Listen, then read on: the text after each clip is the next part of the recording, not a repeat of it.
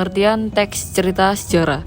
Teks cerita sejarah merupakan kisah imajinasi yang ditulis dengan tokoh atau latar sejarah yang benar-benar terjadi.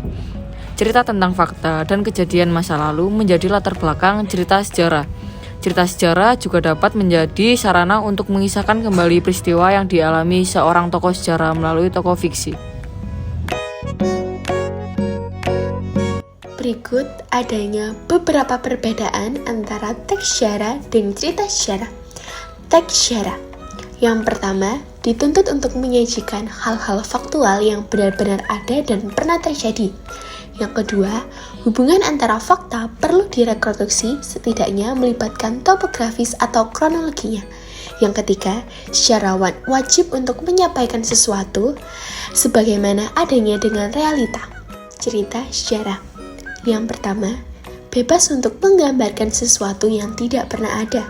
Yang kedua, pelaku atau tokoh, hubungan, situasi, dan kondisi masyarakat dapat berasal dari imajinasi yang hanya memiliki relevansi sejarah. Yang ketiga, tidak terkait pada fakta sejarah sepenuhnya, terutama mengenai apa, siapa, dan kapan. Ada beberapa struktur teks cerita sejarah. Yang pertama yaitu pengenalan situasi cerita atau orientasi. Pada bagian ini mulai diperkenalkan tokoh dan hubungan tokoh, latar, waktu, dan tempat cerita. Yang kedua yaitu pengungkapan peristiwa. Peristiwa atau kejadian awal yang berpotensi menimbulkan berbagai masalah, pertentangan, atau kesukaran yang mengadang tokoh. Tokoh utama yaitu protagonis. Yang ketiga yaitu konflik atau rising action. Bagian ini terjadi peningkatan masalah, pertikaian atau peristiwa lainnya menyebabkan kesukaran tokoh. Yang keempat yaitu puncak konflik atau komplikasi. Bagian yang paling mendebarkan, menghebohkan, dan memuncak dari masalah, pertikaian atau peristiwa lainnya. Yang kelima yaitu penyelesaian atau resolusi. Bagian ini adalah akhir dari cerita atau ending yang berisi pengungkapan bagaimana tokoh utama dan tokoh lainnya menyelesaikan berbagai masalah. Dan yang terakhir adalah koda, merupakan komentar yang membahas kembali isi semua peristiwa dan perilaku tokoh yang terlibat.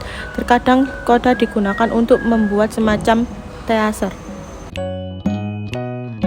Kaidah bahasa. Yang pertama menggunakan kata menyatakan urutan waktu atau kejadian. Kalimat tersebut menggunakan konstruksi kronologi dengan ditandai penggunaan kalimat kemudian, selanjutnya, setelah, dan setelah itu.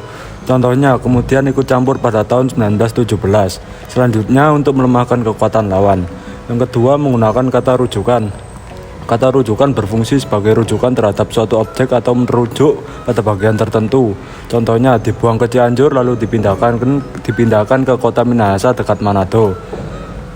Yang ketiga menggunakan kalimat preposisi, jenis kata yang berguna untuk merangkai kata-kata atau bagian kalimat. Contohnya, bersama ulama lain, sejak tahun 1833 mulai muncul kompromi. Yang keempat menggunakan kata sifat. Untuk menggambarkan tokoh atau peristiwa, kalimat ini menggunakan kata seperti menyesal, khawatir, dan lain-lain.